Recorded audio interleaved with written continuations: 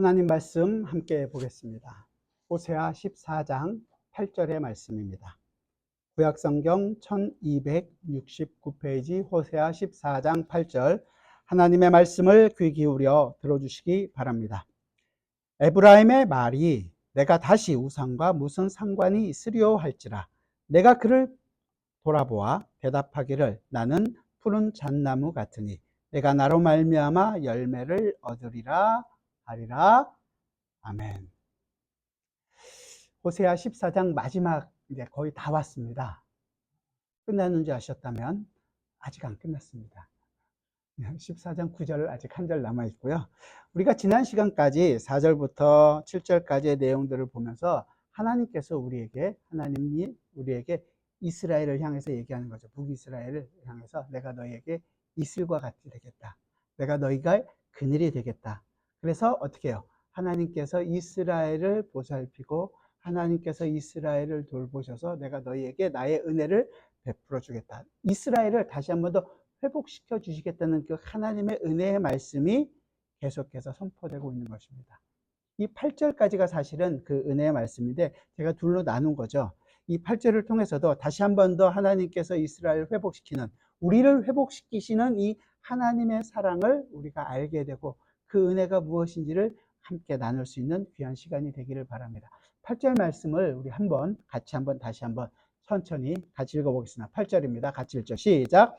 에브라임의 말이 내가 다시 우상과 무슨 상관이 있으리요 할지라, 내가 그를 돌아보아 대답하기를 나는 푸른 잣나무 같으니 내가 나로 말미암아 열매를 얻으리라 하리라. 아멘. 여기 시작이 에브라임의 말이, 그래서 에브라임이 마치 얘기하는 것처럼 돼 있잖아요. 근데 원문에는 그렇게 하지 않고 그냥 에브라임 하나 딱 있어요. 그러니까 에브라임 이 한마디를 가지고 이 번역하시는 분들이 이제 뒤에 나오는 내가 이제 우상과 무슨 상관이 있습니까? 라고 수사학적으로 이렇게 물어보는 식으로 얘기하는 걸 해서 이 에브라임의 말이 이 말을 집어넣은 거예요. 의 말이라는 거를 첨가되어 있는 거죠. 그래서 우리가 보고 있는 이 본문 말씀의 의미를 좀 더 우리가 정확하게 명확하게 이해하기 위해서 이 번역자들이 우리에게 도움을 주고 있는 것입니다. 그런데 우리가 알고 있는 바대로라고 한다면 에브라임이 하나님 앞에서 어떤 결심을 했는지 여러분들 혹시 기억하시나요? 너무 오래전 롱롱 타임 어고인가요? 우리 14장 3절을 한번 보겠습니다. 에브라임이 하나님 앞에서 어떤 결심을 했는지 하나님께서 얘기하는 거예요. 너희가 말씀을 가지고 돌아와라. 그랬더니 네, 하나님, 나는 하나님 앞에서 어떻게 할지 모르지만 하나님께서 우리에게 하시겠다는 그 약속을 믿고 내가 돌아가겠습니다. 그 말씀을 가지고 돌아온다는 거 아니었어요. 그 말씀을 가지고 돌아오는 이스라엘을 향해서 에브라임이 하나님 앞에서 결심하는 것입니다. 3절 같이 읽어봅시다. 시작. 우리가 아수르의 구원을 의지하지 아니하며 말을 타지 아니하며 다시는 우리의 손으로 만든 것을 향하여 너희는 우리의 신이라 하지 아니하오리니 이는 고아가 주로 말미암아 긍휼을 얻음이니이다 할지니라. 에브라임이 아수르의 구원을 의지합니다. 남의 손을 내가 의지하지 않겠습니다. 그 다음에 말을 타지 않겠습니다. 내 손을 의지하지 않겠습니다. 그리고 내가 손으로 지은 것들의 우상을 우리의 신이라고 하나님이라고 얘기하지 않겠습니다. 이제 더 이상 우상 숭배를 하지 않겠습니다. 라는 것을 하나님 앞에 이제 결심으로 내보이는 거죠. 거기에 대해서 그렇게 얘기하면서 오늘 본문에 내가 다시 앞에 처음 8절 상반절 말씀을 같이 보면 앞에 보면 얘기하잖아요. 내가 다시 우상과 무슨 상관이 있으리요. 그렇죠? 이제 하나님께서 이스라엘에게 처음에 이슬이 되시고 그늘이 되셔서 이끄시는데 내가 왜 더 이상 우상을 찾고 그 우상에게 돌아갈 것이라고 얘기하는 거예요. 여러분들이 지난주 오후에 성경 공부하신 것들을 기억하신다면 하나님께서 우리를 이끌어 가신 하나님의 작정하시고 하나님의 일하심을 여러분들이 기억해 주셨으면 좋겠어요. 하나님께서 하나님의 백성을 부르시고 우리 인생을 이렇게 이끌어 가시는 데 있어서 그냥 목을 확 잡아서 끌고 가시는 게 아니에요. 제2 원인들을 하나님께서 그 원인들을 강제하지 않고 강요하지 않으시면서 하나님의 뜻을 이루신다는 거죠. 끌고 가시는 방법이 얼마나 독특하냐 하면 우리 그냥 목을 잡고 끌고 가는 것이 아니라 그렇게 된다 그러면 여러분 반항하는 사람들 꽤 많겠죠. 나는 그렇게는 못합니다 뭐 하실 분들이 꽤 많아 보이는데, 그렇게 하면 좀 우리도 싫어할 수 있는데, 하나님이 처음에는 이슬같이 촉촉하게 적셔주시고 그늘이 되셔서 편안하게 쉬게 하시고, 이제 이런 하나님이라면 내 인생을 맡길 수도 있겠구나 라는 생각을 하고 우리로 하여금 항복하게 하신단 말이에요. 설득을 시키신다는 것이에요. 그렇게 해서 우리로 하나님을 따라가게 하신다는 거죠. 그래서 이스라엘이 말하는 것은 이 하나님을 이제 우리가 알게 되었는데 왜 우리가 다시 우상에게로 돌아가겠습니까? 우상에게 안 가겠습니다 라고 얘기하는 거예요. 이제 앞으로는 우상을 철저히 미워하고 철저히 증오하며 버리겠다는 것을 이야기하는 거죠. 에브라임이, 북이스라엘이 이제 회개하고 하나님께 돌아와서 오직 하나님만을 섬기겠습니다, 하나님만을 의지하겠습니다 라고 결심하는 거죠. 물론 우리는 이게 오래가지 못한다는 것을 잘 알고 있죠. 우리가 안 된다는 것을. 그 이스라엘이 또 우상을 섬기고 자기 힘을 의지하고 살아갔던 모든 것들을 우리는 보게 되겠지만, 지금 하나님이 어떤 분이라는 것을 알게 되니까 나오는 것이 우리가 이제 더 이상 우상과 무슨 상관이 있겠습니까? 라고 얘기하는 거죠. 절대로 다시는 우상 숭배를 하지 않겠다는, 어떻게 보면 강력한 의사를 표현하고 있는 것입니다. 과거 에브라임은, 이 북이스라엘은 하나님보다도 외부의 힘, 아수르를 의지했죠. 강대국인 아수르를 의지하기도 했고, 하나님을 자랑으로 내세우기보다 우리가 가지고 있는 병력들, 말과 마병의 숫자를 자랑으로 생각하고서 살았던 적이 있었습니다. 이제 더 이상은 그런 것과는 아무런 상관이 없다고 분명하게 잘라서 지금 이야기하고 있는 것입니다. 그러면 에브라임이 어떻게 이런 결심을 하게 됐을까요? 사실은 여러 가지 고난을 통해서 하나님께서는 에브라임, 이스라엘을 가르치고 있기 때문입니다. 이스라엘이, 북이스라엘이 강대국 아수르를 의지했지만 오히려 아수르에 의해서 어떻게 됐어요? 포로로 잡혀갖고 다 흩어짐을 당하게 됩니다. 아수르가 구원을 주지 못했어요. 보호자가 돼주지 못했습니다. 멸망을 당하게 되고 노예로 끌려가게 되었습니다. 하나님보다 눈에 보이는 강대국인 아수르를 의지했던 이 에브라임이 비참한 결과를 우리는 보게 되는 것입니다. 그리고 나서 이제 그 철저한 패배와 어떻게 보면 비참함 속에 처한 후에야 비로소 그 아수르가 자기에게 힘이 되지 못한다는 것을, 아니 하나님만이 우리의 힘이란, 진정한 힘이 되신다는 것을 그는 알게 되는 것입니다.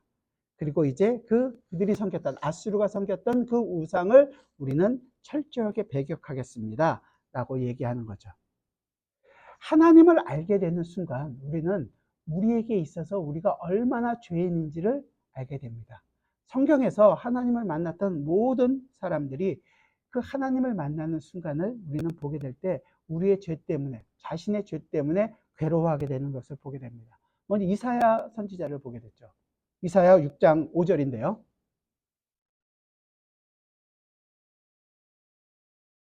이사야 6장 5절 같이 한번 읽어보겠습니다. 시작. 그때 내가 말하되 화로다 나여 망하게 되었도다. 나는 입술이 부정한 사람이요 나는 입술이 부정한 백성 중에 거주하면서 만군의 여호와이신 왕을 배웠음이로다 하였더라. 처음에 성전에서 거룩하신 그 스랍들이 나타나는 것을 보고 자기의 죄 때문에 나는 죄로다 나여 망하게 되었도다 라고 얘기하는 거죠. 욥은 어떻습니까? 욥이 친구들이 와서 그렇게 자기에 대해서 얘기했지만 철저하게 자기를 변론을 했었습니다. 나는 그런 사람이 아니야. 나는 온전히 하나님을 섬겼다. 그러나 하나님께서 욥에게 나타나서 네가 이때까지 한 네 말이 진짜 어떤 말인지 아니? 네가 정말로 하나님을 아니? 라고 하나님께서 욥에게 보여주실 때 욥이 뭐라고 얘기하나요? 42장 5절과 6절입니다. 같이 읽어볼까요? 시작. 내가 주께 대하여 귀로 듣기만 하였사오나 이제는 눈으로 주를 배움나니 그러므로 내가 스스로 거두기와 제 가운데서 회개하나이다. 뭐라 그래요? 자기가 이때까지 한 말이 아무것도 아니다 라는 것을 고백하는 것이고, 제 가운데서 회개한다는 회개의 기도를 하게 됩니다. 구약에선 그렇고, 사도 베드로는 어떻을까요? 사도 베드로, 예수님이 찾아가서 밤새도록 고기를 잡았는데 실패했던 그 베드로에게 가서 얘기하는 거죠. 깊은 데를 던져라. 그랬더니 어떻게 됐습니까? 고기가 많아졌습니다. 그 많이 잡힌 것을 보고 했던 말, 누가복음 5장 8절의 말씀입니다. 그 예수님 앞에 무릎을 꿇은 베드로가 뭐라고 얘기하는지 같이 읽어보죠. 시작. 시몬 베드로가 이를 보고 예수의 무릎 아래에 엎드려 이르되 주여 나를 떠나소서 나는 죄인으로소이다. 주님을 만났을 때 처음 하는 말들은 다 나는 죄인입니다. 나를 떠나소서. 내가 주님 앞에서 나는 고개를 들 수 없는 사람입니다. 라는 것을 고백하게 됩니다. 이처럼 진정으로 하나님을 알게 되면 이 죄에 대해서 내가 어떠한 자인지를 알게 되고 죄에 대해서 분노하게 됩니다. 자신이 죄인이라는 것을 아주 철저하게 고백하고 인정할 수밖에 없게 되는 거죠. 우리가 진정으로 하나님을 알게 될 때 이 우상이 헛된 것이라는 것을 깨닫게 되고 그 우상에 대해서 분노하고 그거에 대해서 그것을 이제 다시는 내 앞에 두지 않겠다라는 다짐을 하게 되는 것입니다. 이 죄에 대해서 그냥 떠나는 것만으로 우리에게 충분한 것이 아니라 이 죄를 싫어하고 혐오하는 그 수준까지 나가야 합니다. 왜냐하면 하나님이 거룩하신 하나님이시기 때문에 그렇습니다. 거룩하신 하나님이라는 것은 죄와는 함께 하실 수가 없다라는 것이죠. 죄를 떠나실 수밖에 없고 죄와 분리되어 계신 분이고 하나님이 죄를 미워하고 그 죄에 대해서는 반드시 진노하시고 심판하시는 하나님이시기 때문에 우리도 똑같이 그 죄에 대해서 혐오하고 싫어하는 그 자리까지 가야 하는 것입니다. 우리가 모든 악이든지 모든 죄를 버려야 할 때는 먼저 요구하는 것이 바로 이 죄를 미워하는 그런 마음이 우리 마음속에 있게 되는 것입니다. 그래서 참된 회심에는 반드시 이 죄에 대한 혐오가, 죄를 너무너무 싫어하는 것들이 따라오게 되는 것입니다. 하나님을 너무나 사랑하는 사람들은 그 하나님께서 죄와 악을 싫어하시기 때문에 우리도 죄의 악을 싫어하고 그것을 혐오하고 떠나려고 하는 것입니다. 하나님과 원수된 것을 왜 우리가 그 원수를 다시금 받아들여서 우리가 하나님과 원수가 되려고 할까요? 그럴 수 없다라는 것입니다. 그렇게 하지 않겠다는 거죠. 이제 우리가 이렇게 어떻게 하면 죄에 대해서 이런 증오심을 품을 수 있을까요?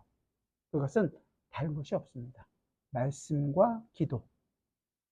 이 묵상을 통해서 하나님과 친밀한 교제를 나눌 때만이 죄를 미워하고 증오할 수 있습니다.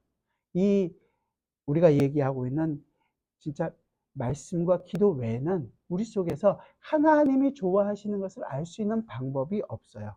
이 하나님과 친밀한 교제를 통해서 하나님을 더욱더 알아가게 되고 하나님이 원하시는 것이 무엇인지를 자꾸만 그렇게 살려고 노력해 나가는 것입니다. 이렇게 하나님을 우리가 알아가게 될 때 자연스럽게 하나님과 반대되는 모든 것에 대해서는 혐오감을 가지고 거기서부터 떠나게 될 거죠. 그 삶을 살아가는 것이 바로 성도입니다. 하나님을 가까이 하는 모든 사람은 그렇기 때문에 죄를 미워하고 증오하고 그 죄로부터 떠나려고 합니다. 그리고 하나님과 교제가 더욱 깊어지면 깊어질수록 오히려 내 속에 있는 죄 때문에 괴로워하고 회개하는 것들이 더 많아질 수밖에 없습니다. 더욱더 그 죄에 대한 미움이 더 깊어지게 되는 거죠. 이 죄에 대한 분노가 없다는 것은 어떻게 보면 죄에 대한 진정한 회개가 그의 삶 가운데에서는 있지 않다라는 것을 분명하게 얘기해 줍니다. 그래서 지금 이 이스라엘이 얘기하는 거예요. 내가 다시 우상과 무슨 상관이 있으리요? 우상들을 이제 혐오하겠습니다. 우상을 받아들이지 않겠습니다. 진정으로 우상 숭배의 죄악을 회개하고 이제는 그것에서 돌이켜 하나님께로 돌아오겠다고 지금 고백하고 있습니다. 그래야 되지 않겠습니까? 이렇게 고백하고 있는 이 이스라엘, 이 에브라임을 향해서 하나님께서는 뭐라고 얘기하시는지 우리 8절 하반절 말씀을 같이 한번 읽어봅시다. 8절 하반절입니다. 같이 보죠. 시작. 내가 그를 돌아보아 대답하기를 나는 푸른 잣나무 같으니 내가 너로 말미암아 열매를 얻으리라 하리라. 아멘. 하나님은 이제 우상 숭배하는 것을 혐오하며 돌아온 이스라엘 향해서 먼저 뭐라고 얘기하냐면 내가 그를 어떻게 한다고요? 돌아본다고 얘기했은 거예요. 옛날에도 이스라엘을 돌아보셨어요. 그리고 지금도 하나님은 하나님의 백성을 돌아보고 계십니다. 그리고 뿐만 아니라 앞으로도 하나님께서는 하나님의 백성을 돌아보실 것이라는 그런 뜻이죠. 하나님은 졸지도 않고 주무시지도 않으시는 분입니다. 시편 기자 시편 34편 15절에 보면 이렇게 있죠. 눈으로 따라 읽으시면 돼요. 여호와의 눈은 의인을 향하시고 그의 귀는 그들의 부르짖음에 기울이시는도다. 하나님은 온 몸이 눈이 되셔서 의인을 열심히 찾아주시고 온 몸이 귀가 되어서 그 하나님의 백성의 간구하는 소리에 귀를 기울여 주십니다. 세상에서 여러분들에게 좋은 친구들이 있잖아요. 여러분들이 힘들고 어려울 때 여러분들을 손잡고 위로해주는 그런 친구들이 있을 때 할지라도 모든 순간을 여러분들을 바라봐 줄 수는 없습니다. 우리에게 가장 힘이 되는 어머니도 아기들을 돌볼 때 모든 순간 다 아기를 돌보아 주는 것은 아닙니다. 왜냐하면 인간이기 때문에 잠을 자야 되고 그 잠 자는 시간 동안에 아기에게 그런 일이 있어서는 안 되겠지만 잘못되는 일들이 아기가 힘든 순간을 경험하게 되는 순간들도 있게 됩니다. 하지만 우리 하나님은 졸지도 않고 주무시지도 않고 눈 깜빡할 틈도 없이 우리를 사랑하시고 우리를 돌보아 주신다고 약속하신 분입니다. 우리가 죄를 버리기만 하면, 우리가 죄를 버리고 하나님께로 돌아오기만 하면 하나님께서는 우리에게 정말로 너그럽고 자비롭고 우리를 넉넉하게 안으시는 자비로운 아버지이십니다. 우리의 기도에 귀를 기울여 주시고 우리를 항상 주목하여 보시며 우리를 돌아보아 주십니다. 뿐만 아니라 우리를 긍휼히 여기시며 우리가 봤던 것처럼 이슬이 되어 주시고 그늘이 되어 주셔서 우리를 편안하고 안식하게 허락해 주고 계십니다. 보호해 주십니다. 또한 이 돌아오고 있는 이 에브라임을 향해서 뒷부분에서 얘기하죠. 그렇게 돌아보아서 대답하기를 나는 푸른 잣나무 같으니. 이 성경에서 하나님께서 무엇이라고 이 표현해 주는 것 중에 나무로 표현되는 것이 여기 한 구절 딱 나오는 거예요. 정말로 멋있는 구절 중에 하나입니다. 어떤 구절이 멋있지 않은 구절이 없을지 모르겠지만 정말 멋있는 구절인데, 왜냐하면 이게 내가 푸른 잣나무 같이 되겠다라는 이 말은 하나님이 나무라는 것으로 이렇게 바뀌어주셔서 우리에게 자기 자신을 보여주시겠다는 거예요. 일단 푸른 잣나무라는 것이 한국 성경으로 번역하니까 푸른 잣나무가 됐지, 영어 성경에는 히브리 본문 성경으로 얘기한다면 그린 파인 트리예요. 파인 트리는 잣나무가 아니죠. 파인 트리는 소나무잖아요. 푸른 소나무예요. 그러니까 푸르다는 것은 어떻게 보면 그린 파인 트리니까, 그린이라는 것은 좀 호화롭고 아주 풍성하고 우리를 럭셔리한 거를 얘기하는 거예요. 풍성한 소나무 같이 되겠다. 왜냐하면 왜 한국 성경이 잣나무라고 표현하냐면 뒤에 뭐가 냐면 열매가 나오니까 잣나무라고 표현을 똑같은 침엽수잖아요. 잣나무하고 소나무하고 어떻게 다른지 잘 모르시면, 잣나무는 잣이 나오고요. 소나무는 솔방울이 나오고요. 열매 때문에 잣나무로 표현했지만 사실은 열매 없는 나무가 되시겠다는 거예요. 그 열매 없는 나무에서 어떻게 하시겠다고요? 열매를 내시겠다는 거거든요. 한국 속담에 고목나무에서 꽃이 피면 뭐라 그래요? 기적이라고 얘기하지 않나요? 열매를 맺을 수 없는 나무에서 열매를 맺게 하시겠다, 이 얘기를 하고 계시는 것입니다. 그러니까 푸른 소나무라고 얘기한다면 아주 호화롭고 풍요로운 소나무가 되어 주시겠다고 얘기하는 거죠. 자, 처음엔 우리가 봤을 때 지난주에 이슬굴이 되시고 그늘이 되셔서 이제는 나무 자체로 우리에게 주시겠다고 얘기하는 것입니다. 하나님께서 자기 백성을 얼마나 사랑하시는지, 그들과 얼마나 교제를 하고 싶으신지 원하시는지를 그가 지금 점점 하나님 자신을 우리에게 나타내 보여주고 계시는 거예요. 왜 이 나무가 된 것이 대단한 것이냐 하면 위에 것들, 그러니까 이슬이 된다든지 아니면 그늘로 되어진다는 것들하고 이 나무하고는 의미상으로 굉장히 좀 다르기 때문에 중요하답니다. 왜냐하면 하나님 자신이 나무로 바뀌어졌다라는 그런 표현을 쓰고 있기 때문에 그래요.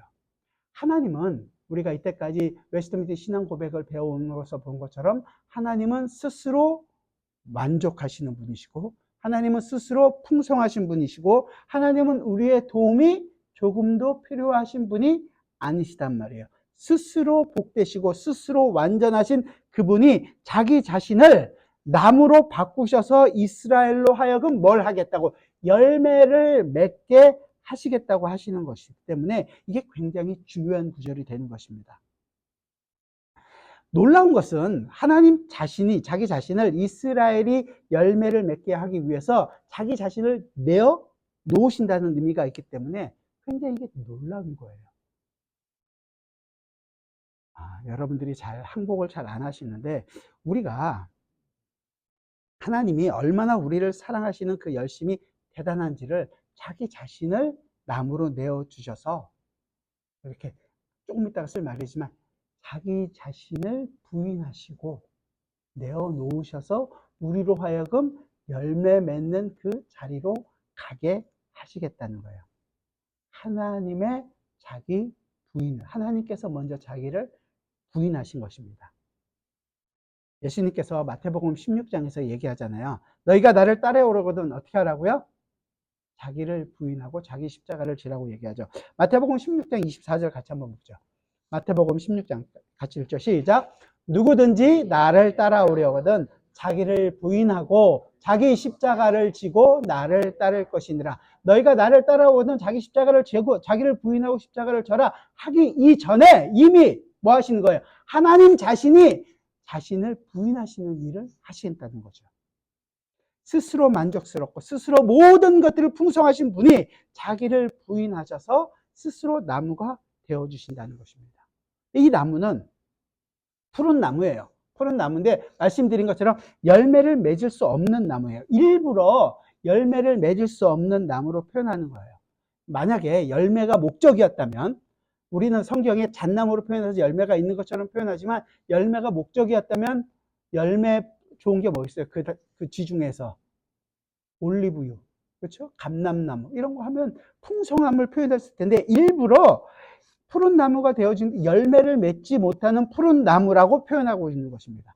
말씀드린 것처럼 열매를 맺을 수 없는 나무에서 열매가 나온다면 그건 기적이 일어나는 거죠. 기적. 호세아가 전달하고 싶은 이 메시지는 우리가 열매를 맺지 못하는 나무라는 것이고 그래서 마르고 열매 맺지는 그 나무인 우리에게서 하나님이 우리 안에 자기 자신을 버리시고 나무가 되어 주신다는 거예요. 그렇게 이렇게 우리 안으로 자기 자신이 나무가 되어 주셔서 우리로 오므로 말미암아 우리에게서 뭘 열매를 맺어가게 하시겠다는 것입니다. 우리에게 일어난 일이 이런 거예요. 지금 이 호세아가 이야기해주고 있는 이 부분이 도저히 안 되는 상황에서 우리에게서 하나님께서 열매를 맺게 하신다는 거죠. 이 부분을 조금만 이해만 한데도 하나님의 사랑이 얼마나 큰지를 우리가 감격할 수밖에 없을 것이고 이것 때문에 이 은혜가 너무너무 크구나 하나님께 감사할 수밖에 없을 것입니다. 그런데 눈만 깜빡이고 있다면 그 은혜가 얼마나 큰지를 우리가 다 알지 못하는 거겠죠.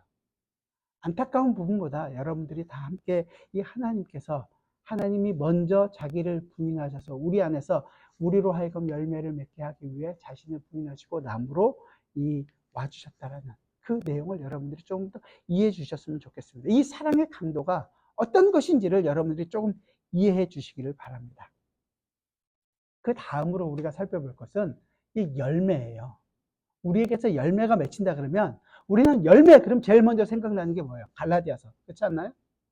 성령의 열매, 사랑, 희락, 충성, 자비, 온유, 오래 참음, 화평, 절제 이런 거 아니겠어요? 양선, 양선까지 해야죠.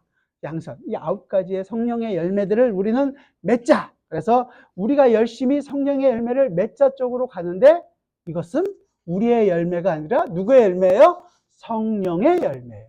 성령 하나님께서 맺으시는 열매라는 거죠. 우리가 맺을 수 있는 것은 이 안에는 아무것도 없습니다. 우리가 생각하는 것은 뭐예요? 이런 것들을 통해서 뭘 하겠다고? 내가 먹고 살기에 조금 더 편안한 것, 내 인생이 조금 더 안락하게 되어지는 것, 내 자녀들이 잘 될 수 있는 것들, 이런 것들이 만약 내 이 열매들을 위해서 노력하면 나에게 하나님께서 복을 주실 것이라고 생각하는 것입니다. 그렇잖아요. 우리가 지금 봤던 이 성령의 열매들은 눈으로 보이는 것이 아니라 실질적으로는 인격적인 것들이죠. 그래서 이 열매는 사실은 그 인격적이라는 것 안에는 예수 그리스도의 성품이 그 안에 다 포함되어 있는 거죠. 예수 그리스도를 실질적으로는 보여주고 있는 것입니다. 결국 이 내용은 우리로 하여금 그리스도의 그 장성한 분량까지 자라게 한다는 하나님이 우리를 구원한 목적과 통하게 되는 것이에요. 그래서 하나님이 맺히게 하는 열매는 우리가 생각하는 대로 원하는 것대로 편하고 즐겁게 사는 것이 아니라 우리 인생 속에서 예수 그리스도의 그 장성한 분량으로 자라게까지 하기까지 그 일들을 해 나가게 하시겠다라는 것입니다. 정말로 이 상황은 내가 생각해도 말도 안 되는 상황이고 기가 막힌 상황 속에서 아니 이런 일이 왜 내게 일어나는가라는 하나님께 짜증내고 불평하는 것이 마땅한 순간에도 불구하고 나로 하여금 하나님께 감사할 수 있는 자리로, 나로 하여금 하나님을 찬양하는 자리로, 하나님이 나의 인생 가운데서 하나님의 손길로 이끌어가고 있다는 그 믿음의 고백을 하는 그 자리로 가게 하시더라는 것입니다. 그래서 내 인생 속에서 나는 알지 못하는 성령의 열매들이 맺혀가고 있는 거예요. 내가 알고 있는 것은 열매가 아니에요. 우리가 쉽게 얘기해서 교회 오래 다니신 분들은 전도의 열매들이, 열매 그러면 전도의 열매 많잖아요. 그 전도의 열매는 얼마나 많은 사람을 데려왔느냐. 저희 교회는 너무 안 데려와서 문제긴 하지만 어쨌든 사람을 데려오고 안 데려오고의 문제가 아니라 그 일을 해나가면서 여러분들이 얼마나 마음이 졸이세요. 그 한 사람을 만나기 위해서 밥도 사줘야 되죠. 차도 사줘야 되죠. 마음에 없는 그 얘기도 많이 해줘야 될 때가 있잖아요. 아니 마음이 없는 말 하나 진심을 다해서 해주세요. 칭찬도 해주시고. 그래서 우리 교회에 같이 가자. 온 것이 열매가 아니라요. 그 일을 해나가면서 여러분들이 여러분들 스스로를 부인하게 됐던 내 인격과 내 그 자존심을 뭉갰던 그 순간들이 열매로서 남게 되는 거예요. 나는 잘 몰라요. 내가 만들어 놓은 열매들, 내가 이 교회 와서 열심히 봉사했던 열매, 내가 충성했던 열매, 뭐 전도했던 열매, 선교사로 보냈던 열매, 연보했던 열매, 이게 열매로 지렁지렁 달린 것은 열매가 아닙니다. 사실은 그런 것들은 도구예요. 도구라는 것은 나로 하여금 그 예수 그리스도의 장성한 분량으로 성장하게 하는 하나님의 그 손길을 이루게 하는 도구들이라는 거예요. 돈을 줘서라도, 건강함을 줘서라도, 아니면 자녀를 줘서라도 하나님께서는 하나님의 일을 이루고자 하는 그 예수 그리스도의 장성한 성품으로 자라게 하는 일들을 하게 하신다는 거죠. 근데 우리는 반대로 생각해요. 그 돈이 많으면 어떻게 해요? 하나님께 복을 받았다. 내 몸이 건강하면 하나님께 복을 받았다라고 생각을 합니다.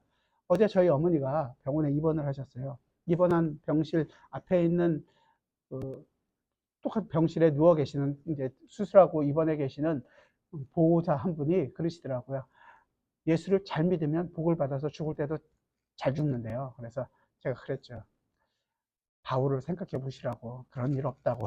예수를 잘 믿어도 죽을 때 힘들게 죽는다고. 그게 문제가 아니다. 하나님께서 지금 우리에게 이 순간을 허락하시는 일들이 있을 것이다. 그 일에 대해서, 그 손길에 대해서 어떤 것인지를 잘 생각하게 되기를 바란다. 대뜸 그러더라고, 목사님이세요.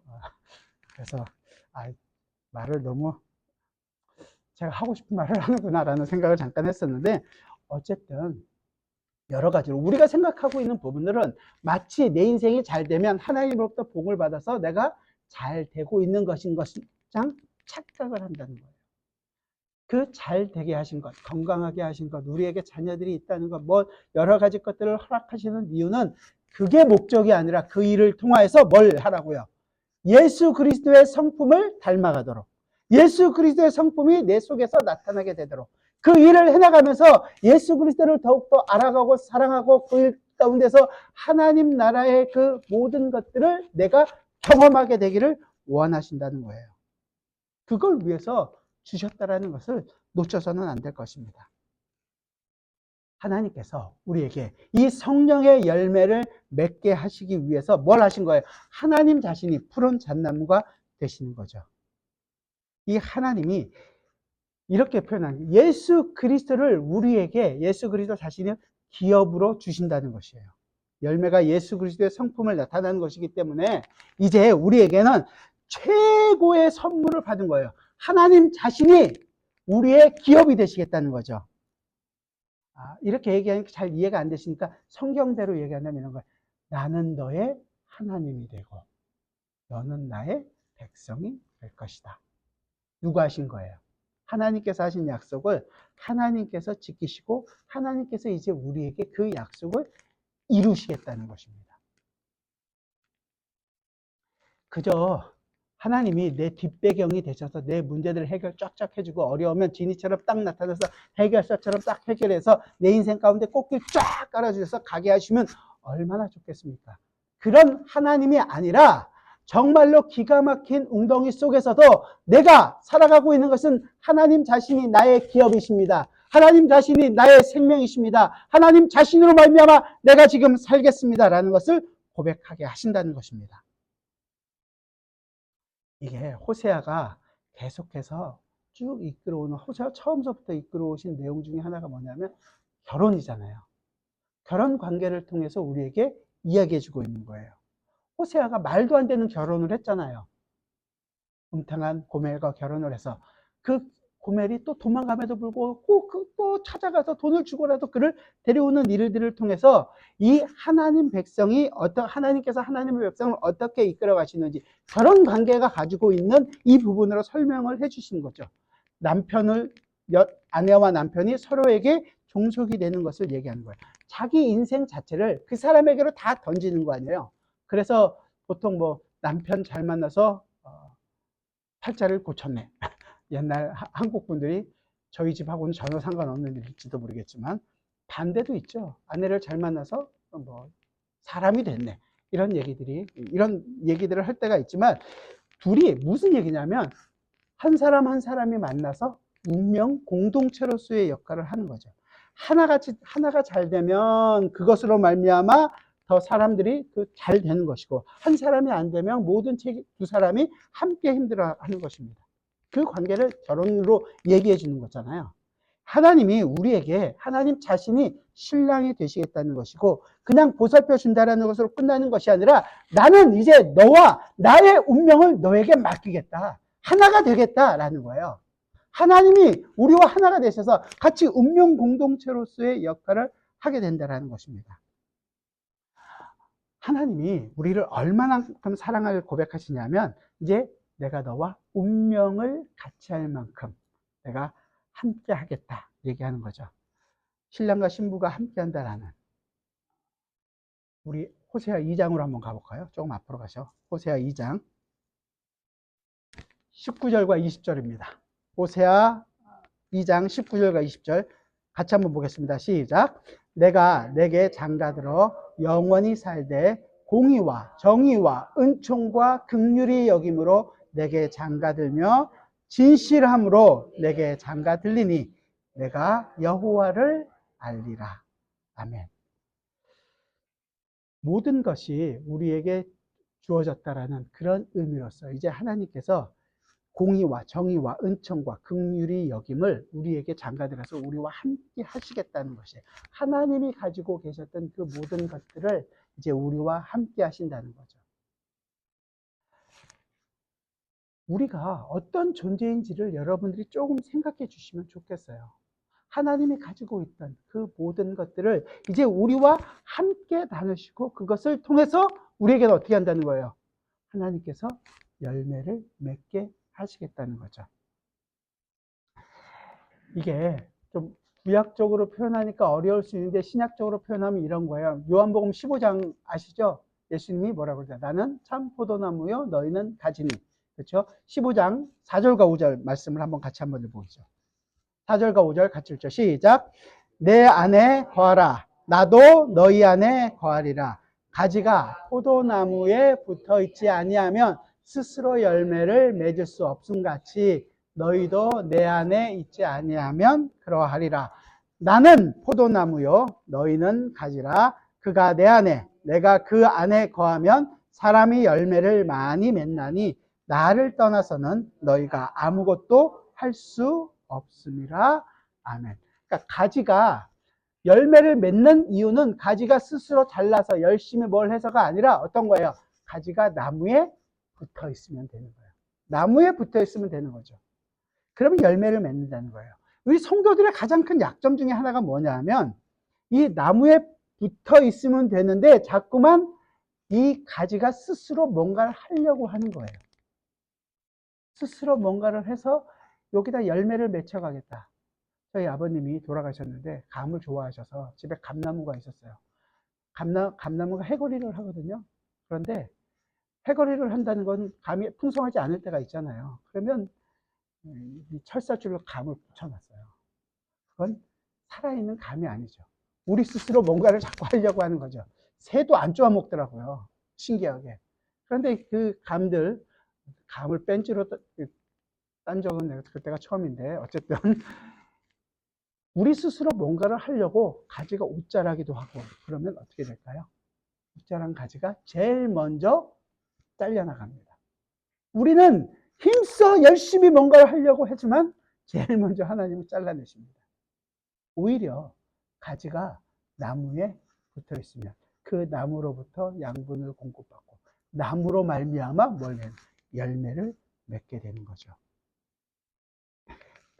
우리가 얼마나 열매를 맺자, 이루자, 교회에서 이런 슬로건을 붙들어 놓고 열심히 하자, 전도를 하자, 이런 것들을 하기 때문에 어려움이 있는데, 실질적으로는 나무에 붙어 있자. 우리가 어떤 나무에 붙어 있는 자인지를 분명하게 알기를 바라는 거예요. 그래서 그 나무로부터 오는 양분을 먹고 나무가 주는 것 때문에 우리가 보호를 받고 나무로 말미암아 내가 지금 생명을 유지하고 있다는 것을 알고 나무로 말미암아 내 속에서 열매가 맺혀가는 것을 보게 되는 것입니다. 그래서 여러분들은 열매를 맺혀가고 있는 거예요. 저도 아버님 따라서 감나무를 한번 아틀란타 살 때 키운 적이 있는데요. 공기가 좋고 물이 좋으니까 잘 자라더라고요. 그런데 잘 자란다는 것은 열매가 커지잖아요. 열매가 점점 커지니까 어떻게 될까요? 가지는 축축 처집니다. 힘이 들어요. 이게 찢어지지 않을까? 이런 걱정을 할 만큼 찢어져요. 할 만큼 커지기도 하더라고요. 힘이 들겠죠. 가지는 어쩌면 그 일을 해나가는 데 있어서 힘이 들 수도 있습니다. 여러분의 힘이 벽없도록 하지 않으실 만큼 하나님은 여러분에게 그 열매를 맺혀가실 것입니다. 너무 작다고요? 안 보인다고요? 아니요. 하나님께서는 그 열매를 지금도 맺혀가고 계십니다. 너무 커서 힘이 들다고요? 그것만큼 기쁜 게 어디 있습니까? 하나님은 여러분들을 잘라내지 않으세요. 오히려 그 열매들을 통해서 잘하였다 충성된 종아, 내가 네 잔치에 참여해서 함께 먹고 마시자. 그 열매들로 말미암아 풍성한 잔치를 우리에게 베풀어 주실 것입니다. 그렇기 때문에 사랑하는 여러분, 두 가지를 잊지 마시기 바랍니다. 여러분들의 모든 삶 가운데 있어서 가장 중요한 것은 언제든지 무엇을 하든지 우리에게서 열매 쪽으로 가야 한다는 것입니다. 우리는 성령의 열매들을 맺히는 삶을 살아가고 있는 자들입니다. 성령은 오늘도 우리로 향해서 예수 그리스도의 인격, 사랑의, 인내의, 양선의, 충성의, 오래 참음의 이런 열매들을 맺고 계시는 것을 놓치지 마시기 바랍니다.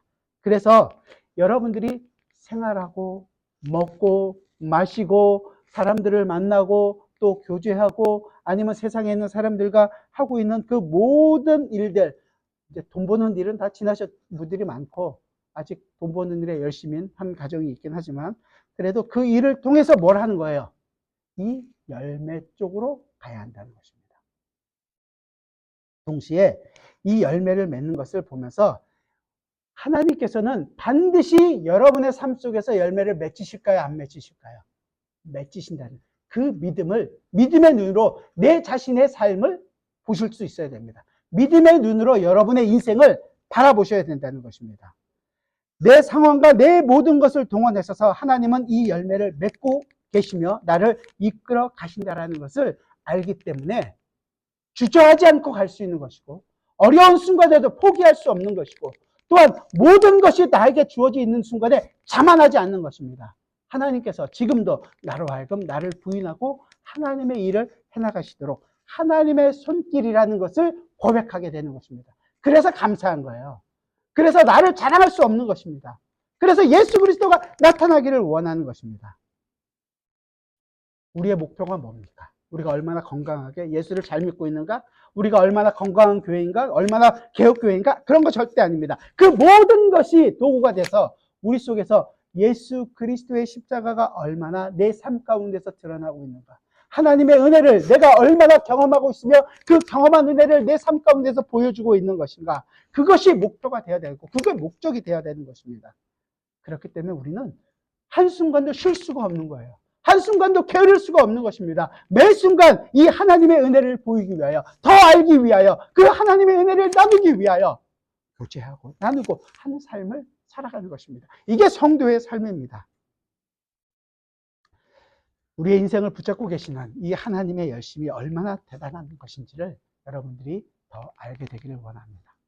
이슬이 되셔서 우리로 하여금 촉촉하게 적셔주시고 우리가 죽지 않게 늘 촉촉하게 그 속에서 생활하게 하시고 그 떼약볕이 내려칠 때 말라가지 않도록 그늘이 되어줘서 우리를 보호하실 뿐만 아니라 자기 자신이 나무가 되어서 우리로 하여금 열매를 맺게 하시는, 자기를 버리시는 이 하나님이시라는 것을 잊지 마십시오. 이 하나님의 열심이 우리를 붙잡고 있는 한 살아가는 여러분은 딴 길로 가실 수 없습니다. 그 하나님께 고백하십시오. 주님, 감사합니다.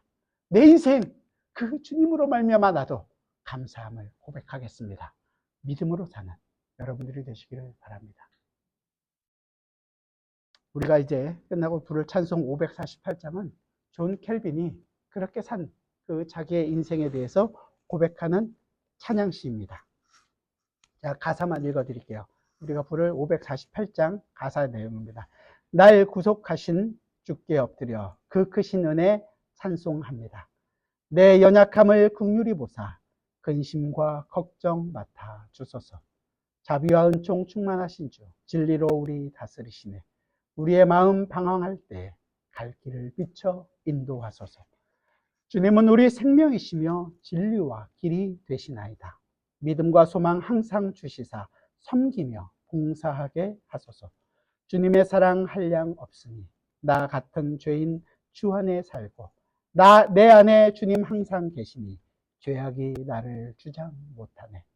우리가 구원 얻을 때까지 믿음에 굳게 세워주시고 은혜와 진리 넘치게 하사 주님 뜻 이루어지게 하소서. 믿음의 고백이 되기를 바랍니다. 기도하겠습니다. 주님,